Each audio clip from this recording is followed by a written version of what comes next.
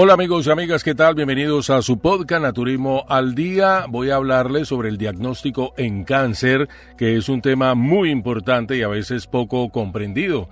Y se produce cuando se detecta un cáncer que realmente existe bajo el microscopio, pero que nunca habría causado síntomas, discapacidad, ni mucho menos la muerte durante la permanencia de la persona, ¿verdad? En otras palabras, el tumor está ahí, pero crece de forma tan lenta o permanece tan estable que nunca habría representado un problema real. Un ejemplo sencillo, imagina que una persona de 75 años se hace un examen y le encuentran un pequeño cáncer de próstata. Ese cáncer podría crecer tan despacio que la persona viviría toda su vida sin notar ningún síntoma relacionado con él. Sin embargo, al detectarlo puede comenzar una cadena de eventos, más exámenes, biopsias, cirugías, radioterapia, ansiedad, estrés, todo esto para tratar un cáncer que probablemente nunca le habría afectado. Es lo mismo que un diagnóstico erróneo, no en lo absoluto. El diagnóstico erróneo es cuando, por ejemplo, el médico dice que hay un cáncer cuando en realidad no lo hay. Y el sobrediagnóstico, pues sí, obviamente que hay un cáncer, pero es un cáncer que nunca habría causado un daño. Por eso el sobrediagnóstico es más difícil de identificar porque nadie puede saber con certeza qué habría pasado si ese bendito cáncer no se hubiera encontrado. ¿Y esto por qué ocurre?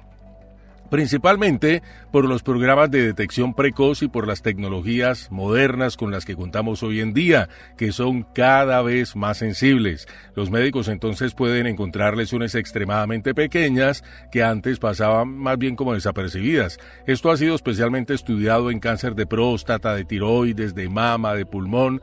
El caso del cáncer de tiroides, por ejemplo, es uno de los ejemplos más citados, ya que en muchos países aumentó enormemente el número de diagnósticos de cáncer de tiroides cuando comenzaron a utilizarse más ecografías de cuello. Sin embargo, la mortalidad por esta enfermedad permaneció prácticamente estable. Esto sugirió que se estaban detectando muchos tumores pequeños que nunca habrían causado problemas.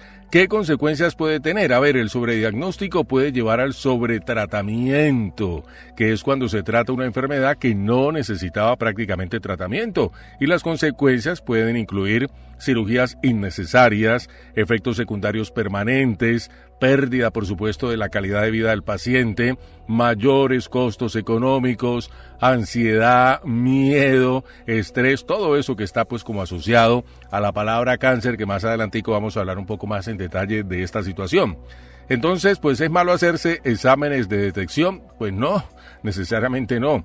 Las pruebas de detección realmente han salvado muchas vidas porque han encontrado cánceres peligrosos en etapas tempranas. Así que el desafío es como encontrar un punto de equilibrio entre detectar cánceres que son agresivos, encontrarlos a tiempo y evitar diagnosticar tumores que nunca causarían daño.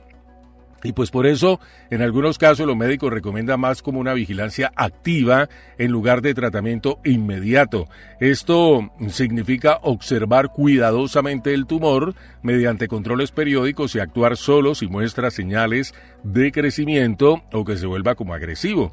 Hay una idea muy importante, por favor, que quiero que la tenga bien presente. Mucha gente piensa que encontrar cualquier cáncer lo más pronto posible siempre es mejor. La realidad es un poquitico más compleja. Algunos cánceres son muy agresivos y obviamente que requieren un tratamiento rápido, mientras que otros son tan lentos que pueden no representar una amenaza real durante toda la vida de la persona, y por eso la medicina moderna está como intentando responder no solo a la pregunta ¿hay cáncer?, sino también a una pregunta igual de importante: ¿este cáncer realmente necesita ser tratado ahora? Pero parece algo contradictorio, ¿verdad? Porque se detecta un cáncer en su etapa inicial. Así que no es más conveniente combatirlo en esta etapa incipiente que arriesgarse a que vaya a crecer y haga, por ejemplo, metástasis. Es una observación completamente lógica y de hecho esa fue la idea dominante en la medicina durante mucho tiempo. Si encontramos un cáncer antes, será mejor tratarlo antes. El problema es que con el tiempo se descubrió que la palabra cáncer engloba enfermedades que son muy diferentes. podemos imaginar 3 tipos de tumores. Los tumores agresivos que crecen rápido, pueden producir metástasis, detectarlos tempranos suele salvar vida. También los tumores de crecimiento lento, que crecen durante años o décadas, quizás nunca lleguen a ser peligrosos durante la vida del paciente, y los tumores indolentes o prácticamente inofensivos, que apenas crecen, nunca producirían síntomas, ni mucho menos metástasis. El problema es que cuando se detecta un tumor pequeño, no siempre es fácil saber en cuál de estas categorías se encuentra. Entonces, ¿por qué no tratarlos todos? Porque los tratamientos también, pues obviamente que engloban riesgos. Por ejemplo, una cirugía de próstata puede dejar secuelas urinarias o sexuales de forma permanente. Una cirugía de tiroides puede obligar a tomar hormonas de por vida, y la radioterapia y algunos tratamientos sistémicos también tienen efectos adversos propios. Si un tumor nunca iba a causar daño, el tratamiento puede terminar siendo pues más perjudicial que la misma enfermedad. Y si justo ese era de los agresivos, pues esa es precisamente la gran dificultad. Por eso la medicina actual intenta estimar el riesgo mediante tamaño del tumor, aspecto microscópico, estudios genéticos, velocidad de crecimiento, edad y estado general del paciente. En algunos casos, pues la evidencia muestra que la vigilancia activa es como mucho más segura, ¿verdad? Por ejemplo, en ciertos cánceres de próstata, que son pues de bajo riesgo, los estudios han encontrado que muchos pacientes pueden pasar años o incluso décadas bajo observación sin que aumente significativamente su riesgo de morir por la enfermedad. Te voy a hacer una analogía que es muy útil en este caso. Imagina que tienes 3 semillas enterradas en tu casa, en tu jardín. Una se va a convertir en una maleza invasora, otra crecerá muy despacio y la tercera pues nunca llegará a desarrollarse. Si no sabes cuál es cuál, pues la reacción natural es arrancarlas todas, pero si arrancarlas implica destruir parte importante del jardín, entonces vale la pena intentar identificar cuáles realmente representan una amenaza. Y hay otro detallito muy interesante. Los cánceres más agresivos a veces ya han comenzado a diseminarse cuando son detectables, incluso si se descubren relativamente temprano. En cambio, muchos de los cánceres detectados por los programas de cibrado son precisamente los de crecimiento lento, porque permanecen visibles durante mucho tiempo. Esto crea una paradoja, que los exámenes de detección tienden a encontrar con facilidad los tumores menos agresivos, mientras que algunos de los más peligrosos pueden aparecer y avanzar entre controles. Por eso, hoy la pregunta no es simplemente ¿es cáncer?, sino ¿qué tan peligroso es este cáncer en particular? La respuesta a esa segunda pregunta es la que determina si conviene operar, tratar inmediatamente o pues simplemente prestarle vigilancia. Bueno, pero la palabra cáncer suele ser devastadora en un diagnóstico independiente de la naturaleza del tumor. Esa situación puede disparar en el paciente un estado emocional tan negativo que logre incidir para que ese tumor se vuelva un problema real. Pues sí, pero hay que tener en cuenta algo bien importante. La evidencia científica hasta el momento pues indica que el estrés, el miedo o la depresión causada por un diagnóstico de cáncer pues no convierten directamente un tumor indolente en uno agresivo. Pues no existe una demostración sólida de que el simple hecho de saber que tienes cáncer haga que las células cancerosas muten y comiencen a producir metástasis. Sin embargo, pues tampoco es cierto que la mente sea irrelevante, y aquí hemos hablado muchísimo en Naturismo al Día de esa situación, ya que pues un diagnóstico de cáncer indudablemente que va a desencadenar ansiedad intensa, depresión, insomnio, aislamiento social, pérdida del apetito, disminución de la actividad física y pues todos esos factores indudablemente que pueden afectar la salud general de una persona. Por ejemplo, alguien que cae en una depresión profunda puede dormir mal durante meses, alimentarse muy mal también, descuidar otras enfermedades que tenga, abandonar inclusive tratamientos médicos, reducir su capacidad para afrontar procedimientos y recuperarse. Eso puede empeorar el pronóstico global general, aunque no necesariamente porque el cáncer se haya vuelto pues como más agresivo biológicamente. Y hablamos de algo que hemos tratado también en varios episodios, que es el efecto nocebo. Existe además un fenómeno que está muy bien documentado, te recuerdo, que efectivamente es el efecto nocebo, que es el opuesto del placebo, ¿verdad? Cuando una persona espera consecuencias negativas, puede experimentar síntomas que son muy reales, más dolor, fatiga extrema, ansiedad también, más efectos secundarios percibidos. La palabra cáncer tiene esa enorme carga emocional para muchas personas, pues indudablemente que sigue siendo un sinónimo de sentencia de muerte, aunque eso pues ya no sea cierto para muchos tipos de cáncer. Y también hay un aspecto muy importante. Algunos investigadores han llegado a proponer que ciertos tumores de muy bajo riesgo quizá no deberían llamarse cáncer, y la razón es precisamente psicológica.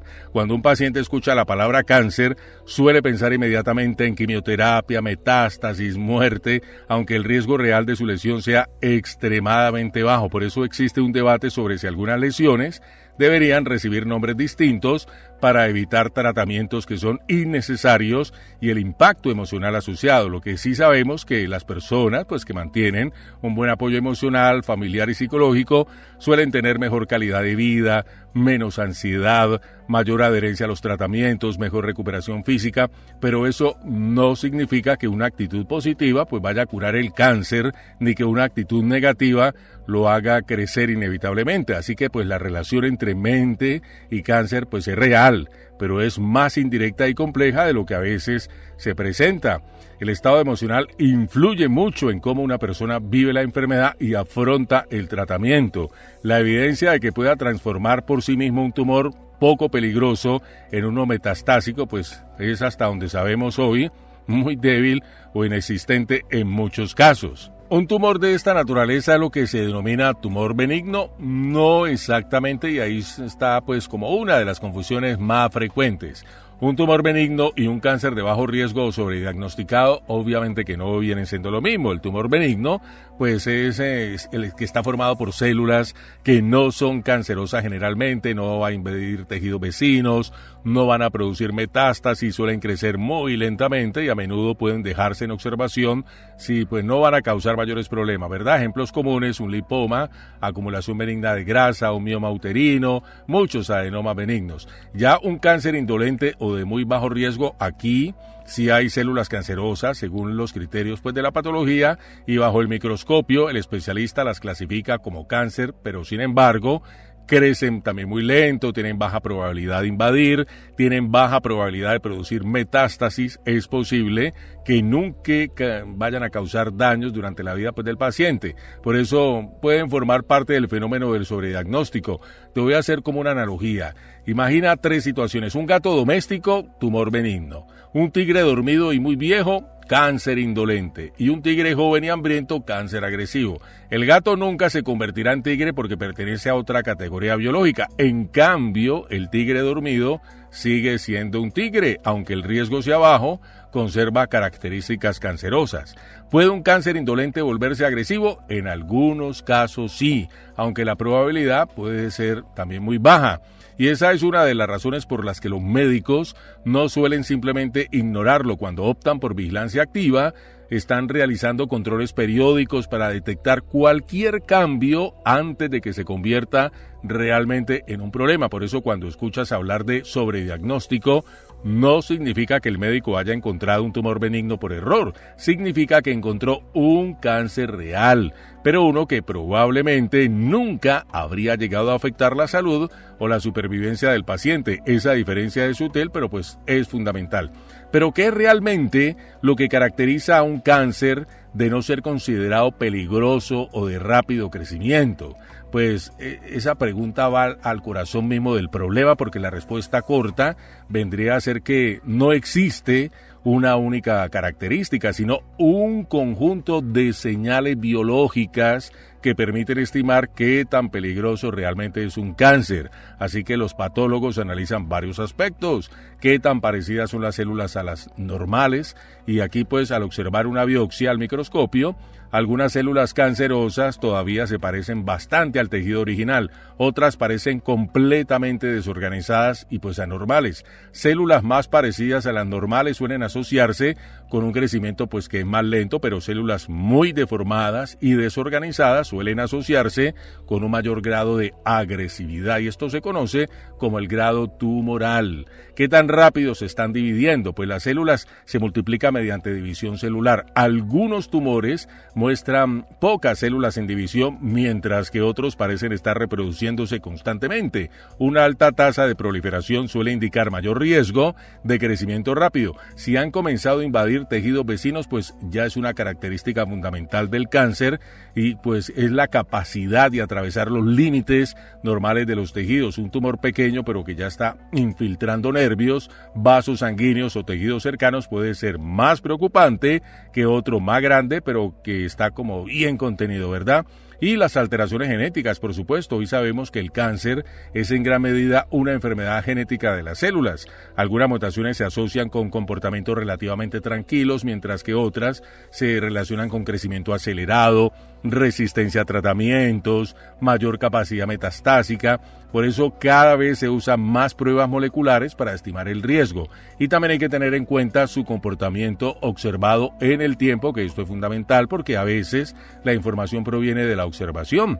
Si durante varios años un tumor prácticamente no cambia de tamaño, eso aporta evidencia de que su comportamiento es lento. Por ejemplo, en ciertos casos de cáncer de próstata de bajo riesgo, la vigilancia activa consiste precisamente en comprobar periódicamente si el tumor permanece en ese estado pues estable, ¿verdad? Lo más interesante es que la metástasis no depende solo del tamaño. Mucha gente imagina que un cáncer se vuelve peligroso únicamente cuando está creciendo mucho, pero la realidad puede ser un poquito más compleja. Hay tumores que son relativamente pequeños que pueden producir metástasis temprano, mientras que otros pueden alcanzar tamaños considerables sin necesariamente pues haberse como diseminado. Así que la característica más temida del cáncer no es en sí tanto el tamaño, sino su capacidad para invadir tejidos, entrar en vasos sanguíneos o linfáticos, colonizar órganos distantes. Y hay algo muy importante, algo a lo que hay que prestarle muchísima atención. Lo que hace difícil el sobrediagnóstico es que ningún médico puede mirar un tumor y decir con absoluta certeza que esto jamás se va a convertir en un problema. Lo que se hace es estimar probabilidades. Por ejemplo, hay un 95 a un 99% de probabilidad de que permanezca estable. Hay un riesgo muy bajo de progresión en los próximos años. Cuando esas probabilidades pues son muy favorables, puede ser razonable vigilar en lugar de tratar de inmediato. Pues en cierto sentido, el cáncer no es una sola enfermedad, ya te lo decía. Bajo la misma palabra conviven tumores que pueden matar en pocos meses y otros que podrían permanecer silenciosos durante décadas. La dificultad de la oncología moderna, precisamente, es distinguir unos de otros con la mayor precisión posible. Es decir, una persona podría albergar en su organismo un tumor o células cancerígenas y ni siquiera darse cuenta de ello.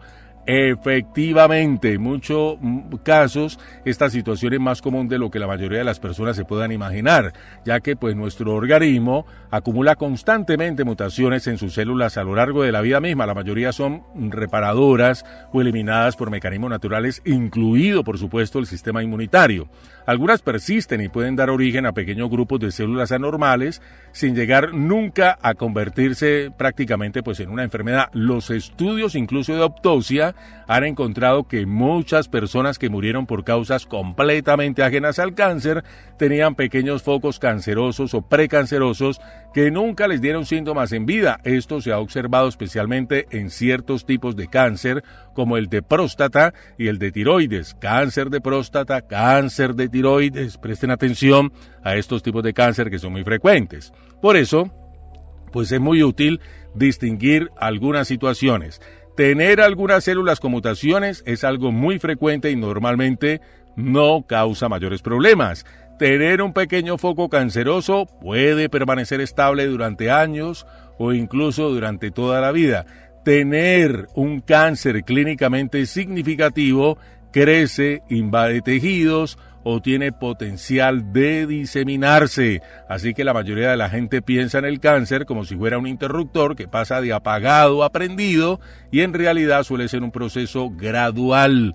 Muchas lesiones nunca completan todos los pasos necesarios para convertirse en una enfermedad peligrosa. También es importante aclarar que tener células cancerosas no significa automáticamente que una persona esté enferma o vaya a desarrollar síntomas. Para que un cáncer se convierta en un problema real, normalmente debe superar múltiples barreras biológicas, crecer, obtener suministro sanguíneo, evadir al sistema inmunológico, invadir tejidos y en algunos casos producir metástasis. Por eso, si una persona puede albergar durante años e incluso toda su vida células cancerosas o pequeños tumores sin saberlo y sin que estos lleguen a afectar su salud, esa pues es precisamente una de las razones por las que existe el debate sobre el sobrediagnóstico y sobre el sobretratamiento. Bueno, podríamos afirmar a estas alturas del podcast que al día de hoy existe poca cultura o al menos poca información sobre el diagnóstico o sobre el sobrediagnóstico del cáncer.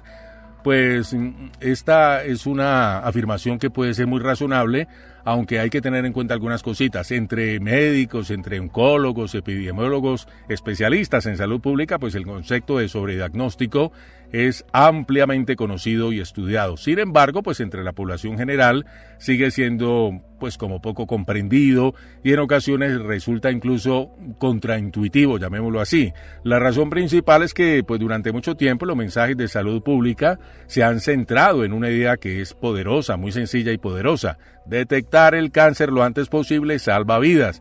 Y eso pues es absolutamente cierto en muchos casos. El problema es que esa frase, aunque útil, no refleja toda la complejidad del tema. Cuando la gente escucha que un cáncer fue detectado, suele asumir automáticamente algunas situaciones, que ese cáncer habría progresado de forma inevitable, que el tratamiento era indispensable y que el diagnóstico salvó indudablemente la vida del paciente, pero en algunos casos puede ocurrir que el cáncer nunca hubiera causado síntomas, el tratamiento no hubiera sido necesario y la persona hubiera vivido igual de tiempo sin saber que tenía esa lesión.